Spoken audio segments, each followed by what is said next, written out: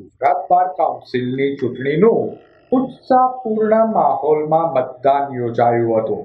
ગુજરાત બાર કાઉન્સિલના હોદ્દેદારોની વરણી કરવા આજરોજ ભાવનગર ડિસ્ટ્રિક્ટ કોર્ટ ઉપરાંત ભાવનગર જિલ્લામાં તળાજા, મહુવા, પાલિતાણા અને શિહોર કેન્દ્રો પર વકીલોએ મતદાન કર્યું હતું.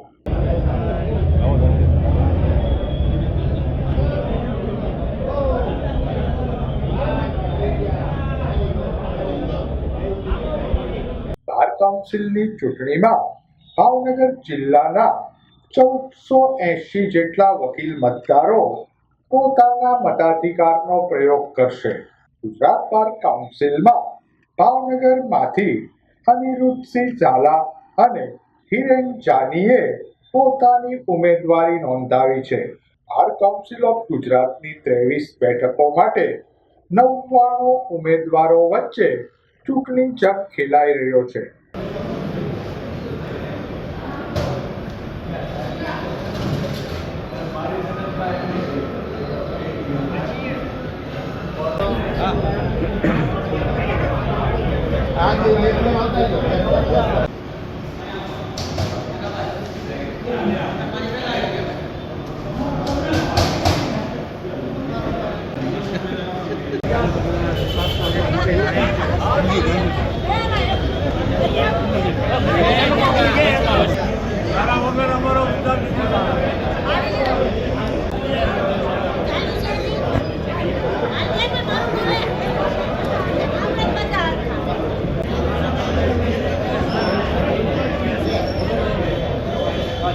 આજ રોજ અમારી માતૃ સંસ્થા બાર કાઉન્સિલ ઓફ ગુજરાતની ચૂંટણી છે.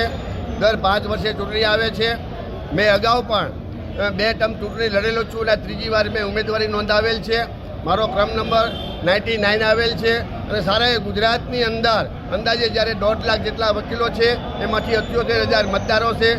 દરેક ગુજરાતની તાલુકા અને જિલ્લા કોર્ટની અંદર આજે મતદાન શરૂ છે. પૂર બહારમાં ચાલુ છે અને હું ચેરમેન તરીકે મેં સેવા પણ બજાવેલ છે અને મને મારા ગુજરાત રાજ્યના વકીલો પર વિશ્વાસ છે કે મને જંગી બહુમતીથી ચૂંટી કાઢશે. આજે ભાવનગરની અંદર પણ ખૂબ જ ચૂંટણીનો સારો માહોલ છે.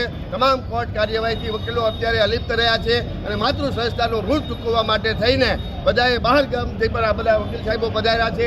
ખૂબ મોટી લાઈનને કતાર લાગી છે અને માતૃ સંસ્થાનું ભાવિ આજે સીલ પેક થઈ જવાનું છે અને અમે બધા ઉમેદવારોનું ભાવિ પણ આજે સીલ પેક થઈ જવાનું છે અને આ માતૃ સંસ્થાને ઊંચી લાવવા માટે થઈને વકીલો આજે ખૂબ જ ઉત્સાહ છે.